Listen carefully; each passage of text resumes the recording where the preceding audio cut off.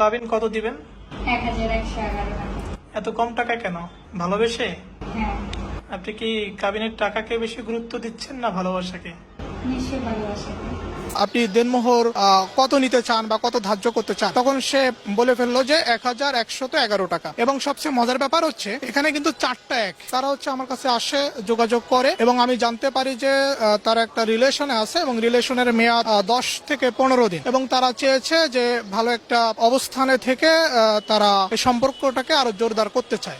সেই জায়গা থেকে আমি যখন এই বিয়ের কার্যক্রমটা শুরু করি এবং মেয়েটিকে জিজ্ঞেস করি যে আপনি দেনমোহর কত নিতে চান বা কত ধার্য করতে চান, তখন সে বলে ফেললো যে 1111 টাকা। এবং সবচেয়ে মজার ব্যাপার হচ্ছে এখানে কিন্তু 4টা এক এবং সে এটাকে ব্যাখ্যা করলো এভাবে যে আমার ভালোবাসায় কোনো ত্রুটি নাই, এই কারণে আমি এই অঙ্কটাকে সমান করে রাখলাম, অর্থাৎ 4টা এক 1111 টাকা। তো আমার কাছে এটা খুব ভালো লাগছে যে যেখানে হচ্ছে অনেক মেয়ে এক প্রকার কাবিনের ব্যবসা শুরু করে দিচ্ছে, সেখানে এরকম একটি মেয়ের কাজ করতে পেরে আমি নিজেকে আসলে আইনজীবী হিসেবে ধন্য মনে করছি। আসলে আমরা এটাও দেখি যে বিয়েগুলো দীর্ঘস্থায়ী হয়, আবার হয় না। আমরা দুই ধরনের পরিস্থিতি দেখি। অনেক সময় বিয়েটা আবেগে হয়, পরবর্তীতে যখন সংসার লাইফে যায় দুইজনের মধ্যে অনেক ঝামেলা তৈরি হয়, সেই ঝামেলা থেকে বিয়েটা স্থায়িত্ব পায় না। আর অনেক সময় দেখা যায় যে না, আমি আমার জীবনকে স্যাক্রিফাইস করে যাকে ভালোবেসে গ্রহণ করেছি তার সাথে সারা জীবন কাটাবো, আর সেখানে কিন্তু দুইজনের পক্ষ থেকে স্যাক্রিফাইসটা করতে হয়। 30 লাখ টাকা দেনমোহর সেটাও কিন্তু ভালোবেসে ছিল। যে ছেলেটা ওই আপুটিকে ভালোবেসেছিল সে ভালোবেসে কিন্তু 30 লাখ টাকা দেনমোহর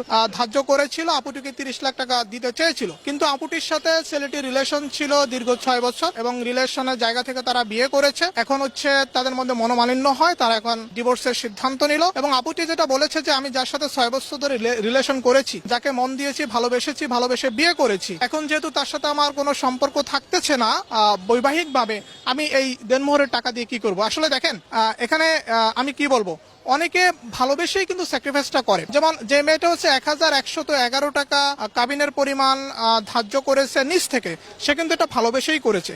আর যে মেয়েটা তার হাজবেন্ডের কাছ থেকে দেনমোহরের পাওনা 30 লাখ টাকা রিসিভ করলো না, সেও কিন্তু ভালোবেসে এটাই করেছে। অর্থাৎ তারা দুইজনেই ভালোবাসার জায়গা থেকে এই কাজগুলো আসলে হয়ে থাকে। এইমাত্র হচ্ছে শাহিন ভাই এবং হচ্ছে শায়লা আপু একে অপরকে ভালোবেসে বিয়ে করলো। সবচেয়ে বড় ব্যাপার হচ্ছে তারা কিন্তু বিয়ে করার পরে প্রেম করবে সিদ্ধান্ত নিয়েছে। আমরা জানি যে আমাদের সমাজে প্রেমের নামে অষ্টামি চলে, তারা সেটা হয়তো করতে চায় নাই, তারা প্রথমেই বিয়ে করে নিচ্ছে, বিয়ের পরে হচ্ছে প্রেম করবে। এবং আরেকটা গুরুত্বপূর্ণ তথ্য হচ্ছে যে এই শায়লা আপু হচ্ছে কাবিনের টাকা অর্থাৎ দেনমোহর সে নিজ থেকে বলেছে 1111 টাকা, যেটা আমার খুব ভালো লেগেছে। ওকালতি জীবনে কিন্তু এরকম দেখি নাই যে এত কম টাকা